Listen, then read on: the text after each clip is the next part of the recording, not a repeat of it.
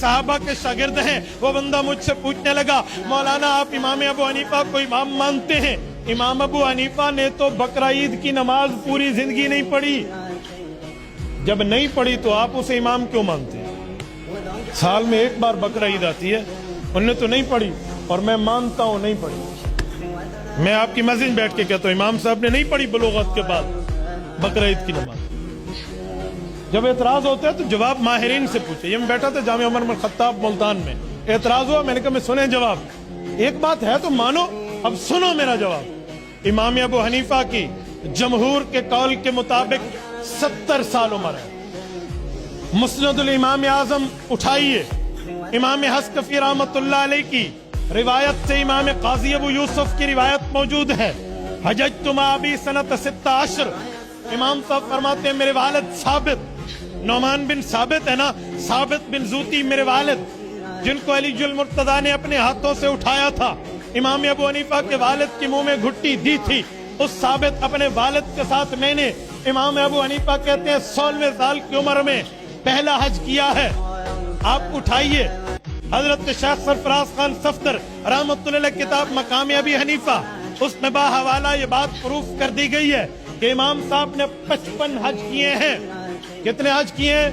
55। 15 और 55 कितने हुए? बोलिए 70। 55 हज हैं। और याद रखो हाजी बकरा ईद की नमाज नहीं पढ़ता, नहीं पढ़ता। बलूगत के बाद इमाम साहब हज पे हज, हज पे हज, हज पे हज किया। हाजी पढ़ता है? कोई एक बंदा उठ जाए जो कहे मैं हज पे था और मैंने बकरा ईद की नमाज पढ़ी, मैं तेरे हाथ चूमूंगा। हाजी नहीं पढ़ता। मैंने कहा लोगों, हसद की आंख में हसद आपने अपनी आंख में उतारा है, हसद अपनी कानों में उतारा है, हसद अपने दिल पे उतारा है। इमाम अबू हनीफा की अकीदत आपको नहीं मिली, बसीरत आपने खो दी है। शेख तफसीर मौलाना अहमद लाहौरी फरमाते हैं जो बंदा किसी अल्लाह वाले की अकीदत नहीं रखता, अल्लाह उससे बसीरत खींच लेते हैं। हदीस नबविया है, अल्लाह के रसूल फरमाते हैं मेरे अल्लाह ने फरमाया मन आदाली वलीयन फकद आज़नतुहु बिल हर्ब, फरमाया जो मेरा वली होगा अगर उससे दुश्मनी रखोगे, अल्लाह फरमाते हैं मैं उस बंदे के साथ दुश्मनी का ऐलान करता हूँ, मैं अल्लाह के वली के दुश्मन के साथ जंग का ऐलान करता हूँ। जब जंग होती है दो फरीकों में, हर फरीक चाहता है मैं दूसरे फरीक की आला चीज को नुकसान पहुंचाऊं, आला चीज पर वार करूं। अल्लाह ने जंग की है वलियों के दुश्मन के साथ। इंसान के दिल में आला चीज ईमान है, इंसान के सर में आला चीज दिमाग है।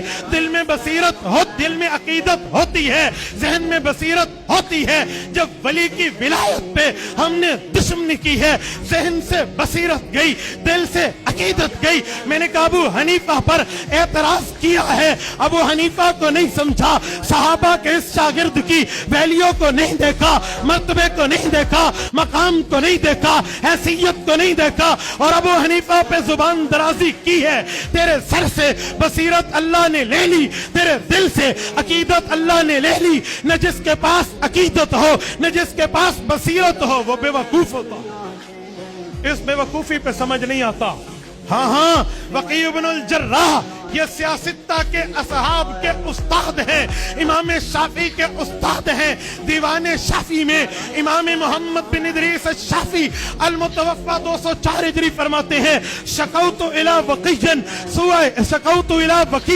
सुआ हिफ्ज़ी फौसानी इला तर्किल मासी फइन्नल इल्म नूरुम मिन इलाही व नूरुल्लाहि ला युता लिआसी।